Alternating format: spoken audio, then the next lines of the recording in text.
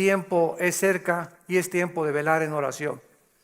Es tiempo de reflexionar profundamente acerca de nuestra vida y de poder pensar qué es lo que Dios quiere para nosotros. Todos ustedes los que traigan su Biblia, y eso es lo bueno de traer la Biblia el domingo, la vamos a abrir en 3 pasajes, porque a continuación voy a desarrollar el inicio de una nueva serie titulada El desafío de la fe. El desafío de la fe. Romanos 5:3, Santiago 1 y Primera de Pedro capítulo 1. Son 3 versículos muy importantes que vamos a desarrollar para poder tener un fundamento teológico acerca de esta conferencia y las que a continuación vamos a llevar a cabo, y que puedan ustedes entender las razones de por qué sufrimos, por qué existe la maldad, por qué hay tanta desgracia en el mundo, por qué, si Dios es todopoderoso, no termina de una vez por todas con el mal, con el terrorismo, con los abortos, con los cánceres, etcétera, etcétera. ¿Por qué hago todos estos cuestionamientos? Porque hace menos de una semana murió un grande astrofísico inglés llamado Stephen Hawking. Fue educado en la Universidad de Cambridge, casado 2 veces con más de 3 hijos. La primera esposa fue cristiana, abandonó a la primera esposa para casarse con la segunda, que era su enfermera. Murió a los 76 años, a los 23 años de edad lo diagnosticaron con una esclerosis tremenda, atrófica, y le dieron menos de 2 años para vivir. Y sin embargo vivió 50 años más, 76 años murió. Y lo más irónico del caso de la vida de este grande astrofísico inglés fue que su esposa, cuando lo metieron y lo entubaron 2 veces a los 20 y tantos años y después a los 40 y tantos, y le dijeron en el hospital que ya tenían que desconectarlo porque ya no podía vivir, ella se puso de rodillas e intervino ante el trono de la gracia, y llegaron los doctores y le dijeron: es que esto es un milagro. Y la segunda vez que otra vez lo vuelven a conectar porque ya estaba a punto de irse de este mundo, su esposa vuelve a arrodillarse en oración para salvarle la vida. Él supo que su esposa estaba de rodillas orando por él, y cuando él tuvo esta oportunidad de poder decirle a Dios: gracias porque me concedes la vida, se siguió burlando de ella. Y las palabras de él a su esposa fueron las siguientes: yo no hago caso a la religión porque es la ciencia la que nos da la verdad. Me dio mucha tristeza que antes de morir haya muerto negando a Dios y declarando que Dios no es el creador del universo. En ese momento, cuando escuché este programa de televisión, porque fue a través de las noticias que escuché esto, inmediatamente vino a mi mente la vida de más grandes astrofísicos que él, que fueron cristianos. Él argumentó que era porque la verdad estaba en la ciencia, y sin embargo Blaise Pascal, astrofísico francés, escribió cantidad de tratados acerca, y no era un religioso, era un cristiano. Blaise Pascal confesó, y en sus libros lo dijo: Jesucristo es mi Señor y mi Salvador. Nadie se puede comparar en la astrofísica con Blaise Pascal. Y después tenemos a Isaac Newton. ¡Qué tremendo! Isaac Newton, que comienza a postular las leyes de la famosa gravitación. Cristiano de los pies a la cabeza, y muere alabando a Dios y dándole gracias a Dios por la muerte de Cristo. Louis Pasteur, siglo XX, un famoso doctor, experto en medicina, y el legado que él dejó a la ciencia fue impresionante, cristiano. Y finalmente Alberto Einstein, que fue famoso cuando dijo: Dios no juega con el universo como si jugara los dados. Todos estos hombres fueron cristianos y creían en Dios. Los filósofos de hace 2150 años aproximadamente, 150 años antes de Jesucristo, Aristóteles, que fue el maestro de Alejandro el Magno, Platón, Sócrates, Demóstenes, creían en un Dios, por lo menos dijeron, pienso, luego existo, existo, luego vivo, esta causa no puede estar dentro de mí, esta causa tiene que estar fuera de mí, tiene que haber algo, llámale la fuerza, una entidad superior, pero tiene que haber algo que trascienda, que es Dios. Aunque no lo pudieron nunca ubicar, el apóstol Pablo en Hechos 17 se enfrenta con los atenienses filósofos, discípulos de un gran hombre que se llamaba Zenón, y los discípulos eran los epicúreos y los estoicos. Y Pablo en Hechos 17 les demuestra y les dice: ustedes adoran a un Dios porque tienen un monumento altísimo que decía al Dios desconocido. O sea, ellos lo único que sabían es que tiene que haber una causa detrás de la existencia del mundo y del universo. Pero llegamos al siglo XX, donde se levantan Friedrich Nietzsche, Jean-Paul Sartre, Bertrand Russell, Richard Dawkins, y finalmente este astrofísico que muere diciendo que Dios no puede existir ni ser el creador del universo. ¿Saben ustedes por qué el astrofísico Stephen Hawking negó a Dios antes de morir? Simplemente porque no pudo explicar sus sufrimientos. Su esposa lo dijo, la primera esposa: Stephen está enojado con Dios, con un Dios que no existe. Se amargó contra alguien que no existe. Y siempre estuvo repelando, ¿verdad? Porque si Dios es Dios, no lo sanaba y no lo levantaba de esa silla de ruedas. Hace poco ustedes escucharon el testimonio de Nicky, un muchacho sin brazos y sin piernas. Nació con el puro tronco nada más. Y cuando oye su testimonio dice que a los 8 o 9 años de edad, como no podía suicidarse, se metió y con la boca abrió la llave del baño para ahogarse. Y en ese momento él reaccionó y dijo: ¿pero qué es esto? Y comenzó a gritarle: Dios, si existes, dime la razón por la cual me trajiste hacia el mundo sin brazos y sin piernas. Y entonces él entrega a los 11, 12 años de edad su vida a Jesucristo. Y no se imaginan ustedes los millones de almas que este muchacho, Nicky se apellida, ¿verdad? Nicky ha ganado en el mundo. Aquí lo tuvimos en México y mi esposa y yo, su esposa es mexicana, y se han discipulado con nosotros desde hace muchos años. La esposa de él y la familia de ella también. Ahora ya van a ser papás otra vez. Así como lo ven, pero juguetón. Gracias a Dios por su vida. Entonces, ¿podríamos nosotros realmente, porque esta es la espada y este es lo que esgrimen los ateos, los escépticos, los agnósticos? Es que, ¿por qué si hay un Dios hay un sufrimiento? ¿Por qué es? Entonces, como no pueden entender y no tienen respuestas, y no las van a tener fuera de la Biblia, se encierran en una cárcel. Y en lugar de que este hombre hubiera podido escuchar a su esposa: bueno, ok, tú me dices que es un Dios, dime por lo menos, o explícame por qué permite el sufrimiento. Pero ni siquiera quiso hacer eso. Negó completamente todo contacto con la Biblia. Y esta es la razón de esta serie que me he propuesto comunicarles a todos ustedes y a todos los que nos escuchan a través de las redes sociales, porque es el tiempo que seamos luz. El mundo está pidiendo respuesta a los políticos, astrofísicos, ateos, agnósticos, escépticos, etcétera, etcétera. Las universidades en Latinoamérica están llenas de ateos, infectando las mentes de nuestros hijos, incitándolos a una revolución, incitándolos a la violencia, porque ellos creen que a través de esta violencia y de este idealismo pueden ellos hacer un cambio en México social, o en Veracruz, o en cualquier otra nación. ¿Por qué? Porque hay un idealismo en la juventud que no tiene respuestas, y nosotros somos la luz del mundo. Ya es hora que brillemos, ya es hora que levantemos la lámpara.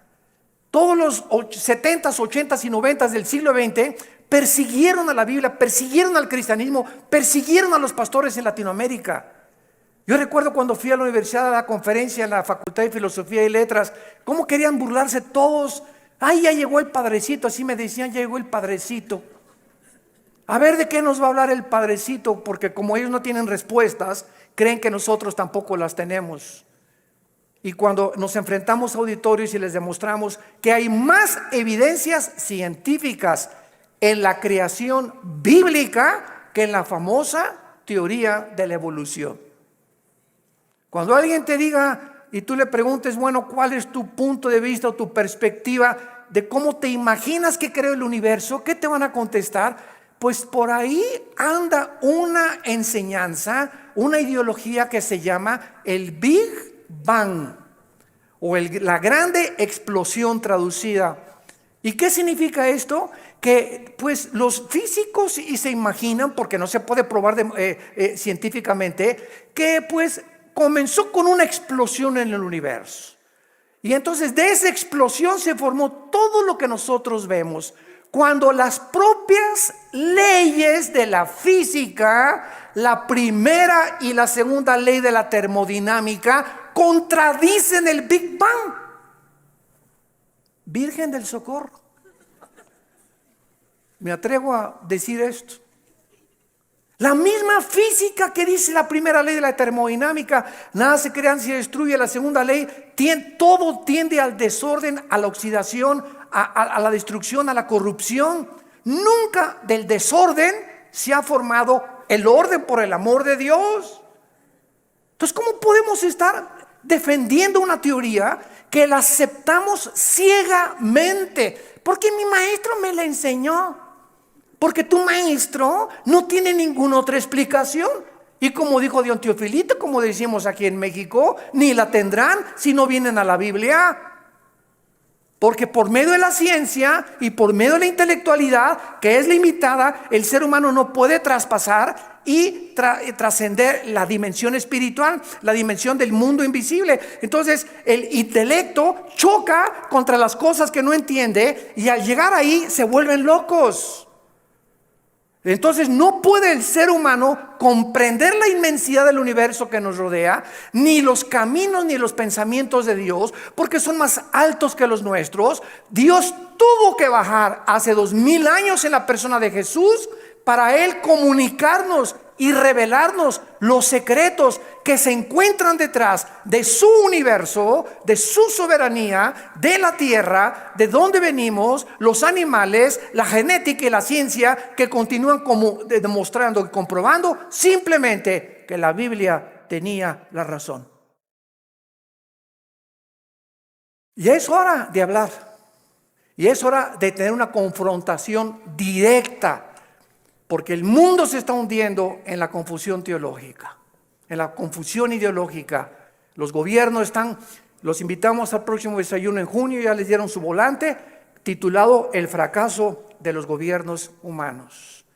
Otra vez, ¿verdad? Vamos a examinar todos los gobiernos, nazismo, fascismo, monarquías, democracias, etcétera, etcétera. ¿Por qué ninguno ha funcionado? ¿Por qué siguen peleándose? ¿Por qué ahorita ya los partidos políticos en todas partes del mundo, ya sus convicciones, los estatutos en los que formaron sus partidos están deshaciéndose y contagiándose con el otro? Es como si nosotros dijéramos, soy cristiano, pero me voy a juntar con los mormones y con los musulmanes. Cuando los principios de los musulmanes, los principios de los mormones y el cristianismo se contradicen unos a otros. Entonces, ¿creo realmente que mis convicciones son reales y es la verdad? ¿O necesito otras ideologías porque no estoy seguro de lo que yo creo? Es una tristeza, se están derrumbando ante nuestros ojos todas las ideologías y todas las filosofías del mundo. Los sistemas de pensamiento están confundidísimos como jamás lo habían estado. Gubernamentalmente, teológicamente, filosóficamente, económicamente, es una confusión en el mundo tremenda. Es el estrés por el cual vive la gente. Es una incertidumbre de dónde está la verdad, dónde está la luz, quién tiene la verdad. Tú dices que en aquella religión, tú dices que en aquella religión. Discúlpame, en ninguna religión, en la persona de Jesucristo. Porque tú puedes tener X religión sin tener la verdad, ni tener al Hijo de Dios en tu vida. Él fue el que vino y nos dijo: no los católicos, no los evangélicos, no los nazarenos, no los mormones. Jesús dijo: yo soy la verdad. Y cuando Él entra a tu vida, se te caen las vendas. Y de alguna forma el entendimiento se nos comienza a expandir. Y solo Dios, el Espíritu Santo, puede hacer que nuestra mente se abra para que cuando vengamos a la Biblia podamos entender, porque la Biblia, el autor es el Espíritu Santo. Necesito al Espíritu Santo morando en mí para comprender los pensamientos de Dios. Ven a la Biblia sin el Espíritu Santo y vas a chocar contra los pensamientos de Dios. Porque el hombre natural no entiende las cosas del Espíritu, porque para él son locura. Porque estas cosas no se intelectualizan, estas cosas se disciernen espiritualmente. Veamos estos pasajes a continuación que nos van a servir de base para poder dar una explicación y comenzar ya a levantar la bandera de la fe. Dice en Romanos 5, versículo 3, y no solo esto, sino que también nos gloriamos en las tribulaciones, sabiendo que la tribulación produce paciencia.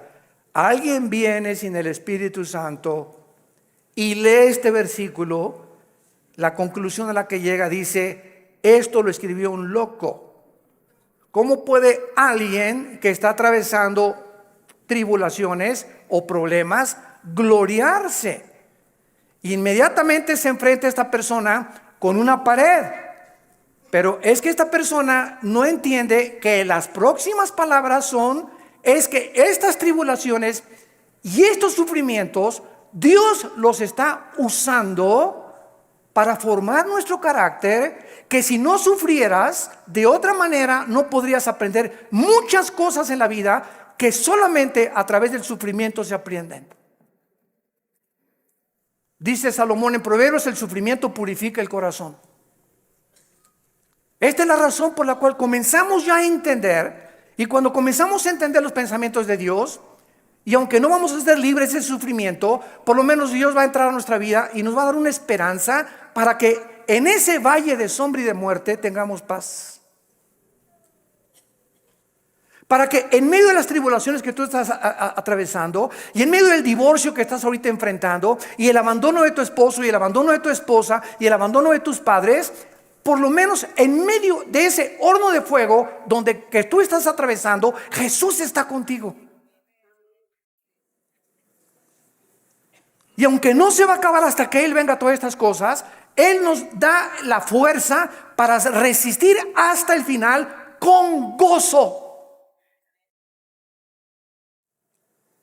Y la paciencia solamente es el fruto de las pruebas y las tribulaciones. ¿Se imagina lo que la Biblia dice? ¿Y para qué quiere la paciencia, Señor? Si no tienes paciencia, te vas a casar con el chavo equivocado. Si no tienes paciencia, te vas a casar con la muchacha equivocada.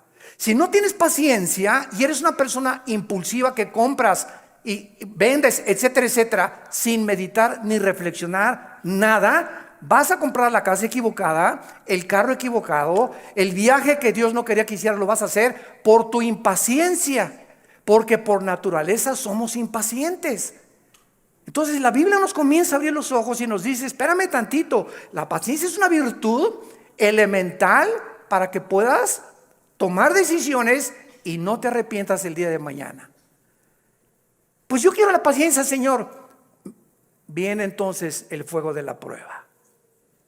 No tengas miedo de las tribulaciones. Mi esposo, hermano, parece un martillo conmigo y duro y duro y duro y duro. Hermana, pues mientras más, te está haciendo tu esposito, sin que te des cuenta, estás desarrollando una capacidad para aguantar. Que si no quieres hacer eso, pues sácate un cuchillo y vete sobre él entonces. Y acaba con tus problemas.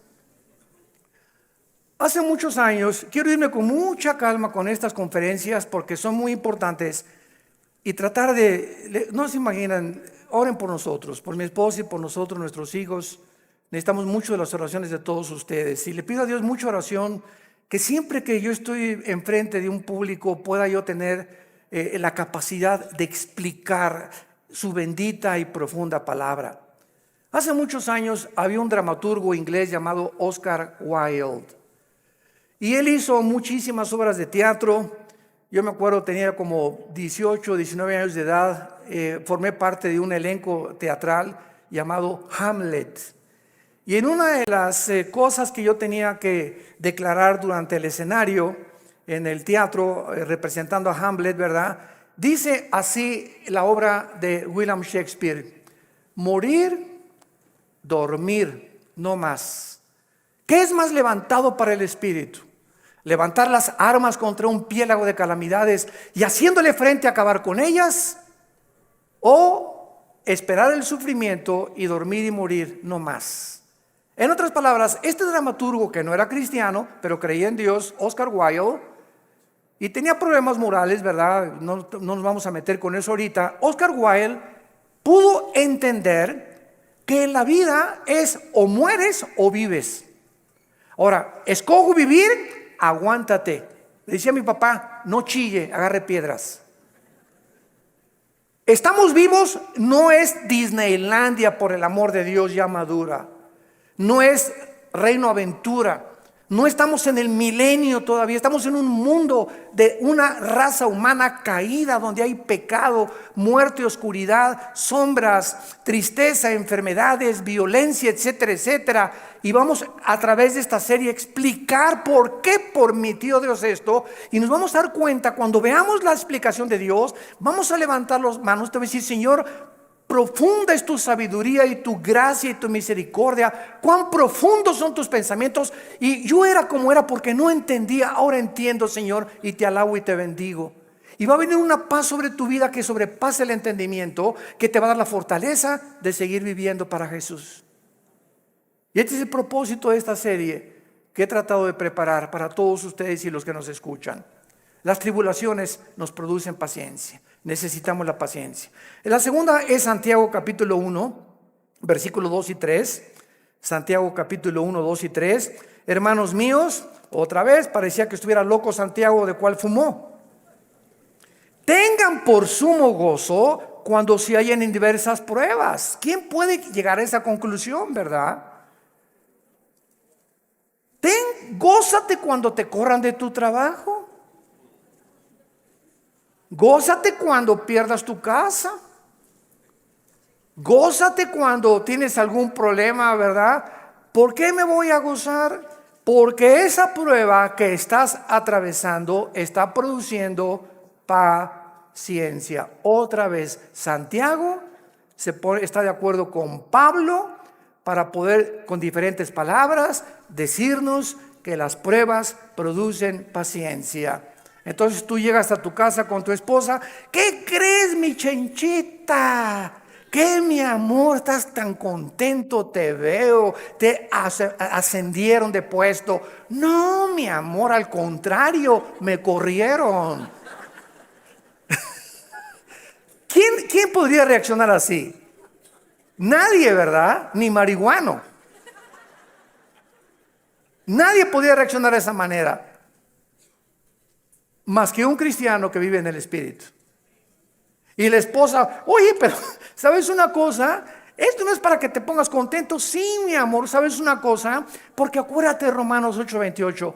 Todas las cosas contribuyen para nuestro bien. Y no me corrieron porque haya sido ladrón, borracho, parrandero, jugador o defraudador. Me corrieron, ¿verdad? Por políticas, lo que tú quieras. Pero ¿sabes por qué me gozo, mi amor? Porque creo lo que dice la Biblia. Ahorita mi única reacción sería llegado, vieja, sácamela de don Julio reposado.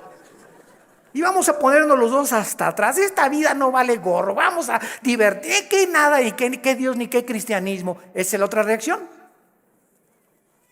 Y comenzar con la autolástima y comenzar a amargarte contra Dios. ¿Te das cuenta?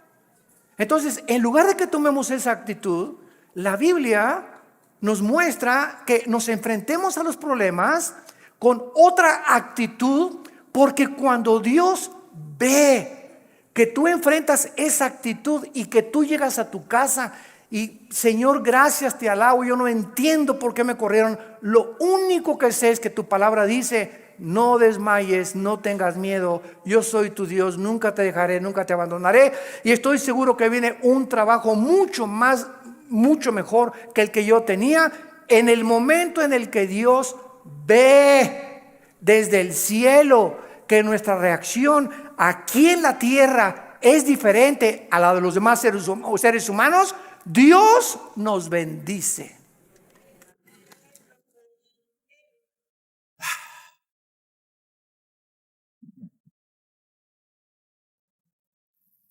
Porque sin fe, ¿y cómo se demuestra la fe? actuando al contrario de nuestros sentimientos y emociones. Hebreos 11:6. Y el versículo 1 de Hebreos 11 dice: y la fe es la certeza de lo que se espera, la convicción de lo que no se ve. Veamos y metamos aquí un microscopio. La fe está relacionada con el futuro y con lo invisible. Es una certeza, es una seguridad de algo que está adelante de mí, que estoy esperando. Y aunque yo no lo vea, estoy seguro que viene a mi vida. Y además estoy tan convencido, aunque no lo vea. La fe, si no es algo que tú estás esperando y no estás convencido, tu fe es la fe de los demonios. Dice Santiago capítulo 2 que los demonios también creen. No, yo creo en Dios. Pero ¿sabes una cosa? Tú dices que crees en Dios intelectualmente, pero no demuestras que tú crees en Dios por la forma como tratas a tu esposa, por la forma como tratas a tus padres, por la forma como ves a las mujeres. Este pueblo, Marcos 7, dijo Jesús, de labios me honra. ¿Cuánta gente hay por todos lados? Iban a desayunos y yo creo en Dios, pero sus acciones, su conducta contradice la piedad que ellos expresan o que creen tener en su corazón. Entonces te vuelves un hipócrita, te vuelves un falso cristiano, porque la fe tiene que, dice Santiago, sin obras no es fe. La salvación es por la fe, pero la forma de demostrar que esa fe es salvífica, que realmente nos ha transformado, es cuando vemos que ha transformado mi vida. Ya no soy el que yo era antes, antier, o hace un mes o hace 6 meses. Ahora cambió mi vida con mi esposa, la forma como veo a mis hijos, la forma como manejo mi negocio, la forma como me relaciono con la gente, la forma como veo a los gobiernos. Cambia completamente mi vida. Y si yo no manifiesto esta actitud o esta nueva conducta, no es cierto que soy cristiano. Y lo vamos a ver en el tercer pasaje, Primera de Pedro capítulo 1. Y ahí vamos a comenzar nuestra serie. Esta es la introducción.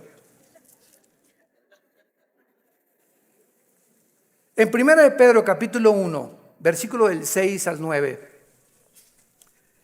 escribe el apóstol Pedro, y los recipientes de esta carta eran judíos perseguidos por Roma. Esta carta fue dirigida a cristianos que están siendo perseguidos o sufriendo por su fe, en lo cual vosotros os alegráis, aunque ahora por un poco de tiempo, si es necesario, tengáis que ser afligidos en diversas pruebas, para que sometida a prueba vuestra fe, mucho más preciosa que el oro, el cual aunque perecedero se prueba, con fuego se añade en alabanza, gloria y honra, cuando sea manifestado Jesucristo, a quien amáis sin haberle visto, en quien creyendo, aunque ahora no lo veáis, os alegráis con gozo inefable y glorioso, obteniendo el fin de vuestra fe, que es la salvación de vuestras almas. En otras palabras, y este es el tercer principio espiritual de nuestra serie, la fe de todos aquellos que han dicho: Jesús, entra a mi vida. Ayer en el desayuno tuvimos más de 35 decisiones, gracias a Dios. Y la gente que hace una decisión por Jesucristo, quiero que lo sepas, tu fe va a ser probada. Tu fe va a ser probada. ¿Y saben ustedes dónde comienza a ser probada? En la familia, con tus hermanos y con tus papás o con tus primos. ¿Por qué? Porque la primera prueba de la fe es la persecución. Ayer nos contaba mi hermano Alejandro, él es el director del Instituto Teológico Internacional, el ITI, y nos contó una anécdota mientras veníamos de Toluca al desayuno en el camino, que yo no la conocía de mi hermano. Y me dice: Armando, tú sabes que cuando yo me convertí, porque él fue el primero en la casa que se convirtió, y yo los correteé como 2 o 3 años. Una vez quise incendiar una reunión de oración. El gadareno era Pinocho comparado con los demonios que yo traía. Y se los digo en serio. Y me dice mi hermano, tú sabes que cuando yo me convertí ya a la casa, y mi mamá inmediatamente me quiso correr. Ya te metiste con una secta, quién sabe qué te metieron, etcétera, etcétera. Total, dice, me tuve que salir de la casa y a los 4 días regresé a la casa. ¿Y qué crees? Estaba un cuñado mío, nuestras hermanas, la abuela, los tíos, y me hicieron juicio. Todos alrededor de la mesa diciéndome, a ver, acércate por favor, estamos escuchando que ya te cambiaste de religión y que andas por ahí con unos aleluyas y quién sabe qué tantas cosas. Y en esta familia la única religión que tenemos es tal y tal y tal y tal cosa. Y dice mi hermano, yo lo único que hice es a todos ellos que me hicieron juicio por haber aceptado a Cristo, en lugar de que contentos de que dejé las drogas, porque era bien hipioso mi hermano antes, y le metía todo, ¿verdad? En lugar de que estuvieran contentos, estaban completamente enojados que yo había comenzado a leer la Biblia. Y lo único que les dije fue, puse la Biblia en medio de todos y les dije, ¿la han leído? Y comenzaron todos a voltearse unos con los otros. No, Chepo. Pues si no la han leído, ¿qué base tienen para juzgarme que yo estoy mal? Porque si no es la Biblia la base de nuestra fe, ¿qué es entonces? Yo no les dije que fui con los mormones ni que fui con soy un musulmán. Estoy en un grupo de cristianos que leemos la Biblia. Y si ustedes no leen la Biblia, no tienen ninguna base. Y dice mi hermano, desde esa vez nunca se volvieron a meter conmigo. Pero vino la persecución inmediatamente y vendrá contra ti también, y comienza en la propia familia. ¿Por qué? Porque Dios nos sacó de las tinieblas de nuestra familia para regresar a nuestra familia e iluminarlos y sacarlos también al reino admirable de la vida de Jesucristo. Y si tú en tu familia no eres una luz, y en tu medio donde trabajas no eres una luz, y no estás dando testimonio de Jesucristo, tu cristianismo es religioso nada más. Y recibirán poder. ¿Para qué? Para poder enfrentar al mundo. Sin ese poder no se puede enfrentar al mundo. Hechos 1:8. Y recibirán al Espíritu Santo y me serán testigos. Entonces vemos nosotros que tiene un propósito todo esto. Muy bien, vamos pues a comenzar esta serie con las siguientes declaraciones y reflexiones. No cabe duda que vivimos en un mundo completamente disfuncional. No hay un solo matrimonio funcional. El matrimonio es la unión de dos extraterrestres. Pero por si fuera poco, dos extraterrestres que ninguno se conoce ni se entiende el uno al otro. Y vas a tener 60 años de casado, como dijo un gran predicador hace algún tiempo en un estadio en Estados Unidos que lo escuché. Yo tengo 60 años de casado más o menos y sigo sin entender a mi esposa. Y como dijo Dios Teofilito, ni las vamos a acabar de entender. Porque no nos manda Dios entenderlas, nos manda Dios amarlas. Entonces, cuando nosotros comprendemos esto, que no hay un matrimonio, o sea, no hay un matrimonio perfecto, es lo que quiero decir. No hay un matrimonio donde todo, en la luna de miel, John Travolta y se casó con esa muchacha que se parece a la Madonna y vamos a ser felices y qué guapo, ¿verdad? Y tiene coche. Todo eso desaparece después de la luna de miel. Comienzas a enfrentarte con una persona imperfecta de los pies a la cabeza. Peor todavía si no son cristianos. Si con cristianos se lucha y se sufre, imagínate no siendo cristianos, ¿no? Por eso hay tantos divorcios. Entonces te enfrentas con una persona, con una mujer que no sabes cómo tratarla, no sabes, de todo chilla, no sabes por qué chillan las mujeres de todo. Habla, parece perico de África como habla mi esposa. Es que a las mujeres Dios les dio esa capacidad de hablar hasta por los, quién sabe por dónde más. Hasta por los pies hablan las mujeres. Y nosotros, ¿verdad? O sea, tú sabes una cosa. Cuando tú hablas con una persona, en el momento en que te paras a escuchar a una persona, no sé si ustedes lo sepan, la Biblia nos los muestra. El hecho que te estés concentrando en escuchar lo que está diciendo, estás emanando energía, te estás desgastando. Cuando Jesús lo tocó a la mujer, ¿se acuerdan ustedes la mujer con el flujo? Alguien me tocó. ¿Por qué? Porque dice, energía salió de mí. Todo el sufrimiento que ella tenía se lo transmitió y Jesús en su hipersensibilidad sintió inmediatamente. Hoy eligieron los apóstoles, pero todo el mundo te toca. No, hay alguien que me tocó con el propósito de recibir algo de mí y lo sentí en mi espíritu. Es una hipersensibilidad espiritual tremenda. Pero cuando tú te sientas con alguien, entonces esta es la razón por la cual mujeres, los hombres nos sentamos y viene tu esposa y 15, 20 minutos y a los 10 minutos no tenemos la capacidad, yo no sé cuántos de ustedes sean superhéroes, ¿no? Pero la mayor parte de los hombres no tenemos la capacidad de oír más de 10, 15 minutos. Comenzamos, sí, amén, gloria a Dios, mi amor. Sí, es cierto, sí, te amo, tienes toda la razón, ¿no? Comenzamos ya con el avión, etcétera, etcétera. Pero ustedes las mujeres, mi esposa se junta con otra mujer, o cuando se juntan las pastoras, y 6 horas sin parar. Yo llego a los restaurantes, me recoges a las 7, sí voy a las 7, y ahí está, digo, oye, mi amor, te dejé a las 2 de la tarde, y sigues en la mesa platicando con ellas. Y se despiden y están en la puerta del restaurante. Bye. Y en la noche llega y le siguen hablando por teléfono. Señor mío y Dios mío.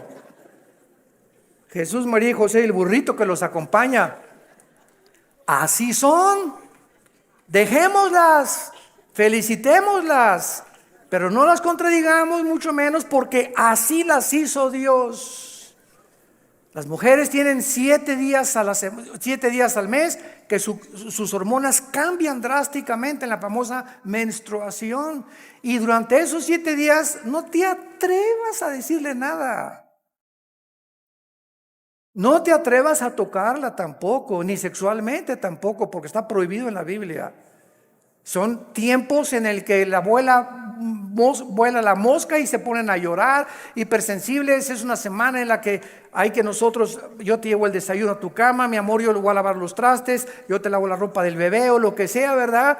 Y comienza el hombre a entender la naturaleza femenina, que no estamos para que ellas nos sirvan, no son nuestras esclavas ni nuestras sirvientas. Y cuando comenzamos a darles lo que ellas necesitan, porque las comenzamos a comprender, es cuando vienen las bendiciones de Dios.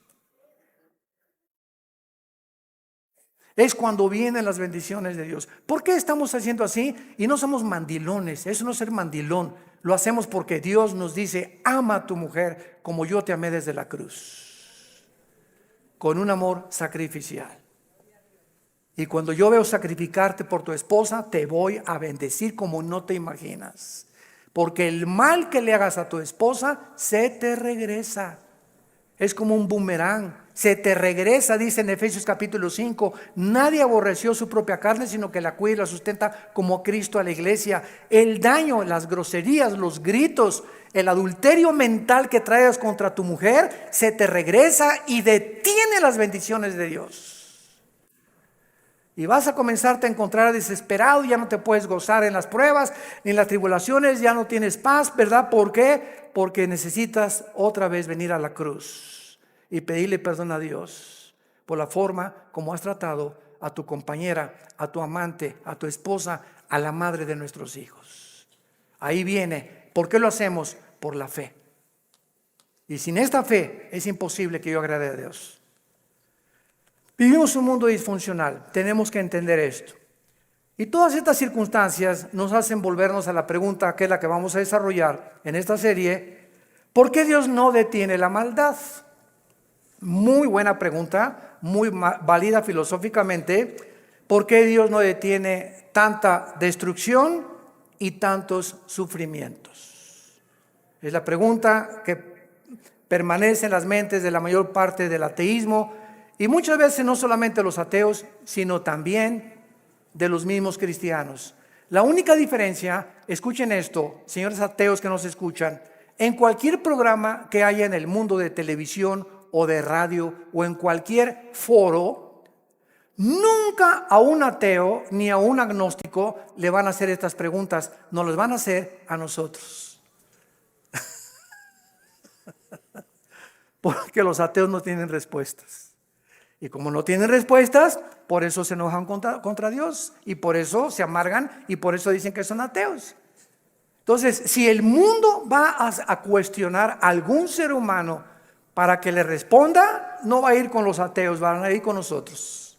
A ver, ¿tú qué te dices, cristianito?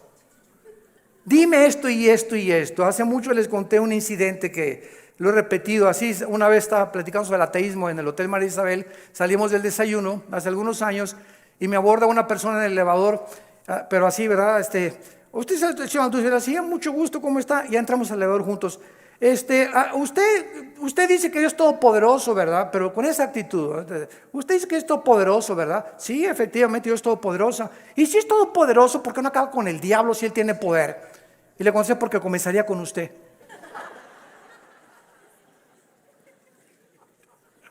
Dele gracias a Dios. Le cambió completamente su perspectiva, ¿no? O por lo menos ya le di tarea para ir reflexionando ella a su casa, de que hay respuestas y que si realmente Jesús hubiera venido o ahorita acabara con la maldad, acabaría con todos, porque perverso y engañoso es el corazón de todos los seres humanos. Entonces démosle gracias a Dios que no lo ha hecho y que en su paciencia, dice en 2 de Pedro capítulo 3, está esperando para que todos o la mayor parte de los seres humanos se arrepientan antes de que juzgue severamente este mundo. Muy bien, entonces por causa de no tener estas respuestas que demandan sus mentes finitas, cuando una persona astrofísico o ateo demandan respuestas, no se ponen en la posición honesta de decir, bueno, ok, yo ando buscando por qué el sufrimiento y la maldad, pero me voy a poner en una posición honesta. Yo soy un ser humano, amén, lo soy. Si soy un ser humano y si existe Dios, es lógico, vamos a decir una línea lógica elemental, es lógico que sea un ser sobrenatural y sería imposible poder comprender los pensamientos, así como un niño no comprende los pensamientos de su padre, ni de un filósofo. Aunque es el mismo cerebro, no está desarrollado el niño de 6 años como el de uno de 25 años de edad. Entonces, siguiendo esta línea de lógica, si existe un Dios, tiene que ser mucho, mucho más grande. Entonces, yo estoy ante un universo lleno de misterios. Estamos llenos de misterios. Si hay extraterrestres, si no hay extraterrestres, si existen los hoyos negros, si no los hoyos negros, si es el otro, cómo comenzó el universo, de dónde venimos, bla, bla, bla. Estamos llenos de misterios. Entonces, estos misterios no voy nunca a comprenderlos con la mente de caracol que tengo.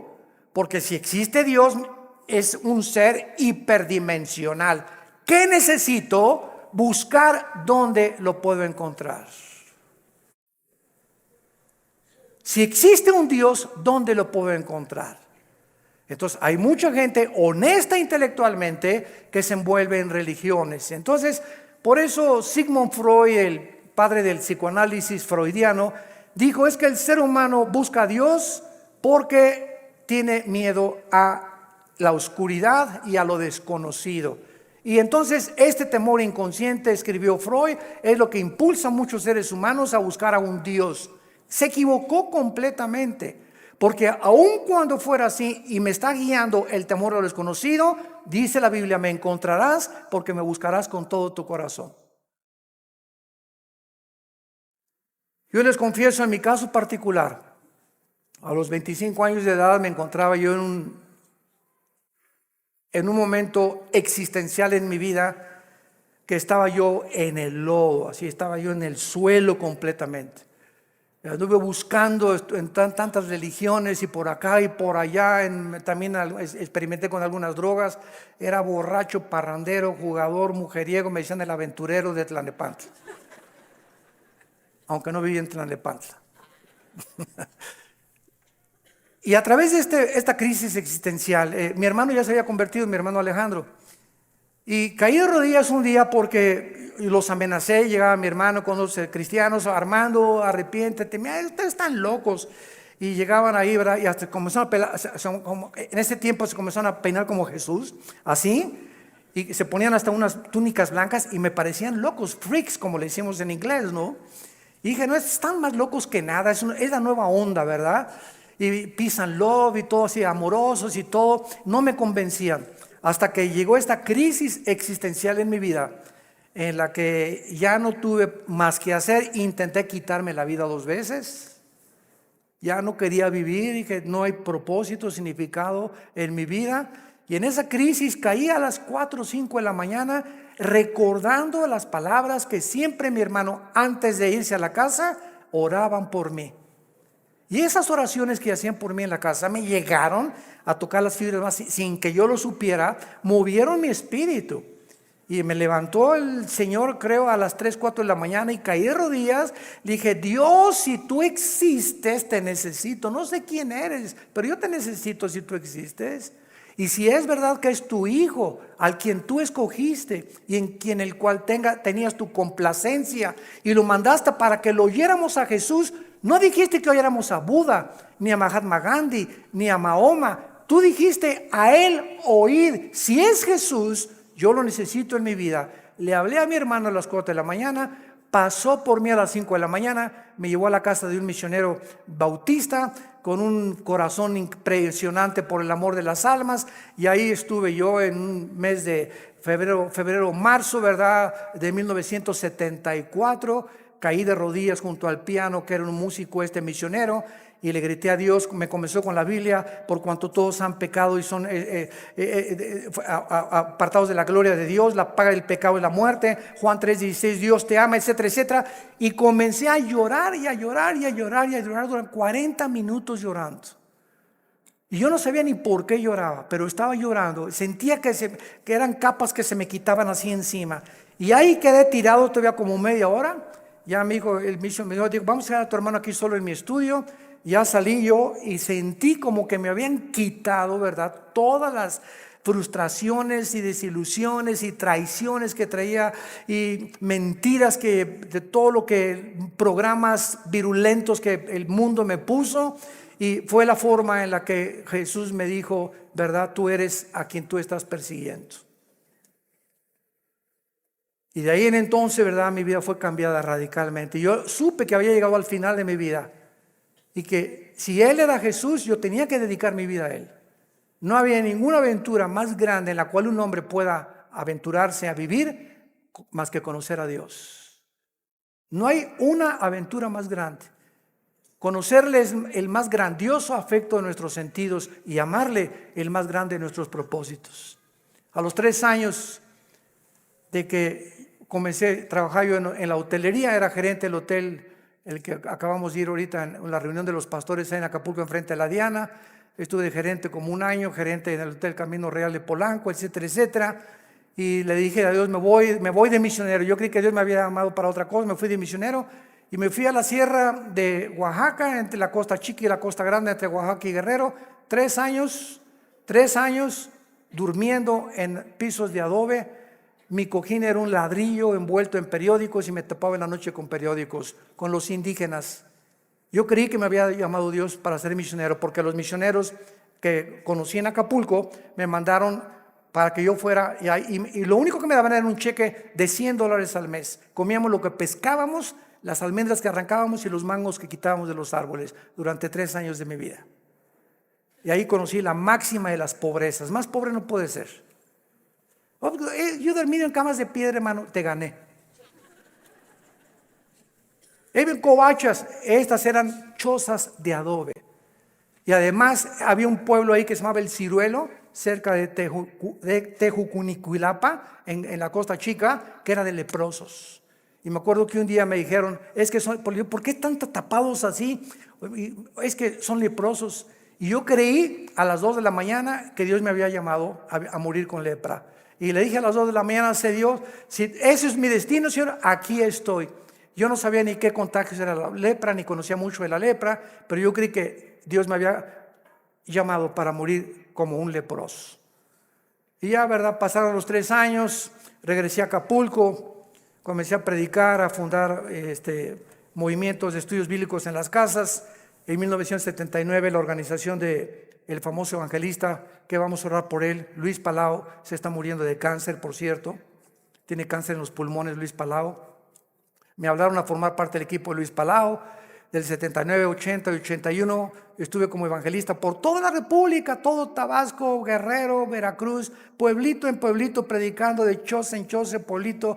Nos corretearon, nos aventaron piedras, nos aventaron palos, me lastimaron 2 veces, me enfermé con malaria, me enfermé con calentura de 40 grados, etcétera, etcétera. Y todas estas fueron, ¿qué cosa? Pruebas. Dios estaba forjando carácter en mi vida, que era muy importante para lo que más tarde me tenía que enseñar. Y el secreto, quiero decirles a ustedes, el más grande secreto de la vida es no amargarte. Es el más grande secreto de la vida cristiana. Un cristiano amargado no entra a la tierra de Canaán. No pasas Canaán. Dice Hebreos 12 que bloquea la gracia de Dios, la amargura. No importa lo que nos hayan hecho, lo que nos digan. Me acuerdo en los 80s cómo nos calumniaron. Me dijeron que me había casado 4 veces, que tenía hijos hasta en Iztapalapa, quién sabe. Bueno, es increíble. Y todavía me dicen que de vez en cuando han oído esos rumores, ¿no? Ya le gané a Salomón. Puras mentiras. Pero el diablo es encargado de verdad de buscar la forma de desprestigiarte, de impedir. Pero ¿sabes una cosa? Que nuestro destino no depende de lo que la gente piensa. Nuestro destino depende de Dios. Y nadie puede arrebatarte ese destino que Dios te ha dado. Nadie, absolutamente nadie. Y para terminar, sí existen respuestas, y mientras todo se aclara, y mientras nuestra poca y chica y limitadamente intelectual comprende, y ahorita comenzamos ya con el Espíritu Santo a entender muchas cosas más que sin el Espíritu Santo imposible poder comprenderlas, Dios nos deja 2 consuelos. El primero, la resurrección de nuestra vida. Vamos a volver a vivir. Hijo, ten calma. No importa lo que estás pasando, cuando tú mueras y resucites, vas a tener el cuerpo que anhelabas tener. Si eras chaparrito y pelón, vas a ver el cuerpo que te voy a dar. Si te decían la tintorera de Tlanepantla, vas a ver la belleza que te voy a dar. Y lo que hemos sufrido, las enfermedades, todo lo que pasemos aquí, no nos imaginamos. Y la esperanza de que vamos a tener un cuerpo fue que Jesús se levantó de los muertos. Él es la esperanza y la gloria de nosotros. Vamos a volver a vivir. Y todo lo que hayamos sufrido y lo que hayamos afligido, y si acabaste en silla de ruedas o no silla de ruedas, o con cáncer o no cáncer, o lo que hayas pasado, no va a ser comparable con las glorias que en nosotros se van a manifestar. Y la segunda consuelo es que vamos nosotros realmente a tener un mundo nuevo, donde reine la justicia y la paz y la equidad. Viene ese mundo que anhelamos y que queremos cambiar por las revoluciones armadas, por la guerra, por la política, por la educación. De ningún esfuerzo humano el mundo va a cambiar hasta que Jesucristo regrese con todos nosotros a establecer su reino milenial. La pregunta en esta mañana es la siguiente: ¿estás tú preparado si tú murieras esta noche para encontrarte con tu Dios? ¿Estás preparado? ¿Estás seguro que tienes a Jesucristo? Asegúrate en este momento recibiéndole como tu Señor y Salvador. Inclina tu cabeza y dile estas palabras. Señor mío y Dios mío, aún no te entiendo, pero he comprendido que no necesito entender todas las cosas más que una sola: te necesito. Sé que tú en la cruz enviaste a tu Hijo a pagar con su sangre por mis pecados, y que la resurrección de Jesucristo transformó el imperio romano, transformó la historia humana, al grado que la historia se cuenta antes y después de la vida de Jesús. Señor Jesús, gracias por esta muerte en mi lugar. Creo que con tu sangre pagaste lo que yo no podía pagar jamás. Y creo como resucitaste de los muertos, que estás vivo. Y en este instante te pido, porque creo que vives, que entres a mi corazón. Señor, te necesito. Yo sé que con el tiempo comenzarán a caerse las cortinas de mi mente y comenzaré a comprender más y más cosas que ahora no entiendo, pero lo único que sé es que te necesito, que moriste en mi lugar y que nunca me dejarás ni me desampararás. Te recibo como mi Señor y mi Salvador. Amén. ¿Qué haríamos sin la Biblia? ¿Qué haríamos sin este maravilloso libro? El libro de los libros. Todos ustedes en esta mañana que por primera vez han hecho esta oración, nos gustaría bendecirles y saludarles. Y si tú en esta mañana hiciste esta oración por primera vez, ahí desde tu lugar te pido que te pongas de pie. Párense los que hicieron esta oración invitando a Cristo a sus vidas. Gracias a Dios. ¿Cuánta gente? Que Dios los bendiga. Gracias. Muchas gracias. Gracias, joven. Que Dios te bendiga. Alguien más. Que Dios la bendiga. Gracias a Dios. Allá atrás también. Muchas gracias. Gracias, Señor. Gracias, señorita. Gracias, joven. Que Dios te bendiga. Gracias, Padre, por todas estas personas, estas nuevas almas que vienen a la cruz. Nos ponemos de pie para recibir la bendición pastoral. Los que quieran extender su mano hacia acá lo pueden hacer. Los que no hay ningún problema. Es en señal de que recibes esta bendición. Dios bendiga tu vida. Dios bendiga tu matrimonio. Y les dé la paciencia para tolerarse y soportarse el uno al otro hasta que venga Jesús. Y esta fortaleza solo nos las puede dar el Espíritu Santo, viviendo en la palabra de Dios. Dios bendiga a tus hijos. Dios bendiga el fruto que llevas ahora en tu vientre. Que esta criatura crezca y nazca en un hogar cristiano, con principios de ética y de conducta moral. Que pueda el muchacho crecer con la seguridad y decir siempre: mis padres se amaban, mis padres se respetaban. Dios bendiga a tus padres, Dios bendiga tu trabajo, tu entrada y tu salida. A sus ángeles mandará para que tu pie no tropiece en piedra. Él te llenará el conocimiento de su voluntad con toda inteligencia y sabiduría espiritual, para que andes como es digno de Él, llevando fruto en toda buena obra y creciendo en el conocimiento y la gracia de Dios.